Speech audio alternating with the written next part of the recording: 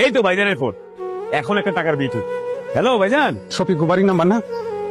আপনি কে ভাইজান? কই? ওই যে শফিক আজকে যে ওই কয়লার খনিতে কাম করতে নাম ছিল না, ওই কয়লার খনিতে বিস্ফোরণ হচ্ছে। বিস্ফোরণ হইয়া আপনাকে শফিক মারা গেছে। সে তো আর নাই, কিছুক্ষণ আগে শফিকের লাশ উদ্ধার হয়েছে, তো ওইখান থেকে আমি মোবাইলটা নিয়ে আপনাকে কল দিয়ে জানাইলাম।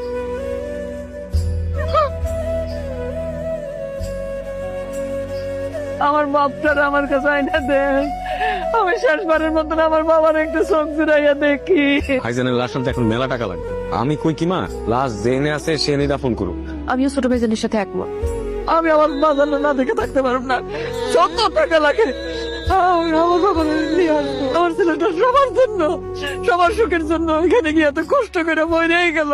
এইটুক করতে পারবি না তোরা? তার জন্য এইটুক করতে পারবে না? ওই যে বিলের ছবি চুক আছে না, ওইটা বেঁচে দিব। ঈদের যাওয়ানোর সময় ভাইজান জমি বন্ধক রেখে গেছে, এখন বাকি যতটুকু আছে সেটা যদি তুমি বেঁচে দাও, তাহলে আমার রেখার ভবিষ্যতে কি হইব? আমি ওই জমি বেচতে দিব না।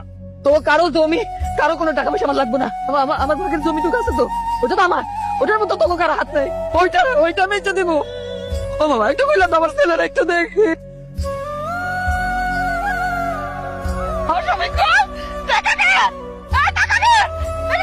মা, তোমার কিছুই হয় নাই। আমি আসলে দেখতে চাইছিলাম যাদের জন্য দূর প্রবাসে বৈশা দিন রাত খাইটা টাকা উপার্জন করি, দেশে টাকা পাঠাই, আমার মৃত্যুর পর তারা আমার জন্য আসলে কি করে। আমার লাশটা যে তোমার কাছে বোঝ হয়ে যাইব, এটা আমি স্বপ্ন কোনোদিন কল্পনা করি নাই। আমরা প্রবাসীরা না অনেক বোকা।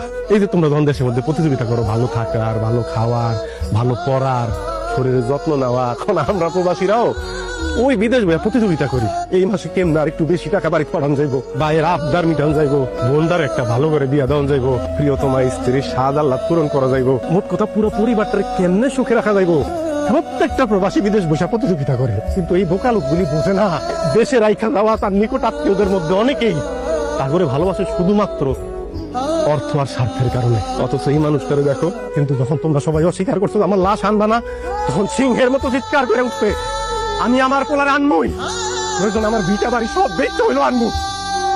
এবং সে কিন্তু তাই করছে। এই জন্যই মনে হয় কবি বলছিল, মা কথাটি ছোট্ট অতি, কিন্তু যেন ভাই মায়ের মতো মধুর নামটি ত্রিভুবনে নাই। মা যখন আমার পেটে ধরছে, সেই থেকে আমার মৃত্যুর খবর পাওয়া পর্যন্ত তার কিন্তু আমার প্রতি আদর, ভালোবাসা, মমতা বিন্দু পরিমাণ কমে নাই। কারণ কি জানো? কারণ এই ভালোবাসা, এই মমতার মধ্যে স্বার্থ আর অর্থের যে কোনো ব্যাপার ছিল না। আল্লাহর কাছে লাখ লাখ শুকরিয়া, আমার বাবা ফিরে আইছে।